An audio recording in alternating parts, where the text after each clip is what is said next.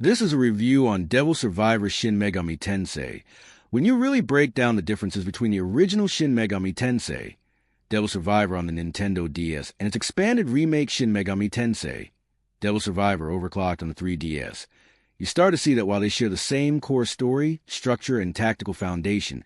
they feel like two very different experiences in execution, tone, and difficulty, because the DS version is widely regarded by longtime fans as the harsher, more punishing survival test, built around tighter resource management, steeper difficulty spikes, and less forgiveness overall.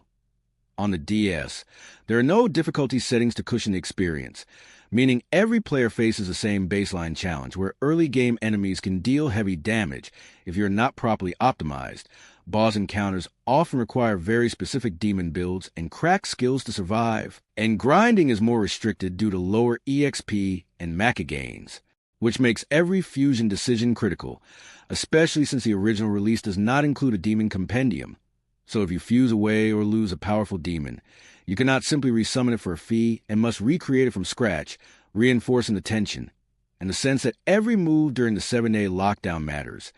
The pacing on DS also feels more oppressive, as the stripped-down presentation, lack of voice acting, and simpler UI amplify the bleak atmosphere of quarantined Tokyo overrun with demons,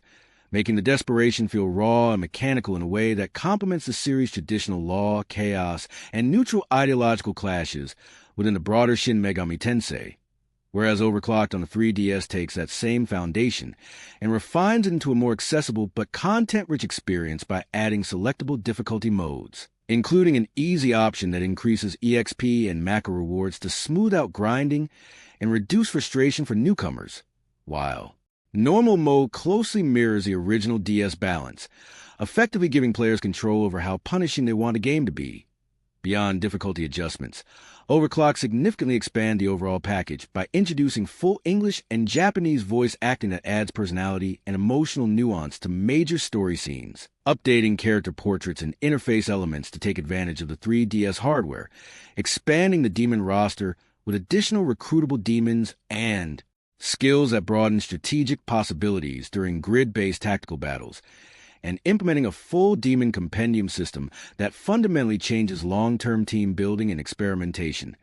especially in New Game Plus runs, where players can register, resummon, and optimize demon lineups far more efficiently than on the DS. Perhaps the most important addition, however, is the brand new 8-day content added to multiple routes, which extend the narrative beyond the original 7-day. Structure and provides additional battles, story scenes, and deeper thematic closure for certain alignments, making the 3DS version not just a graphical upgrade, but a genuine narrative expansion that gives players more insight into the consequences of their ideological choices. Overclocked also enhances replay value with expanded New Game Plus bonuses and unlockable titles that grant carryover benefits, encouraging multiple route completions in ways the DS version only lightly supported. And while these improvements make the 3DS release widely considered the definitive edition in terms of content and convenience,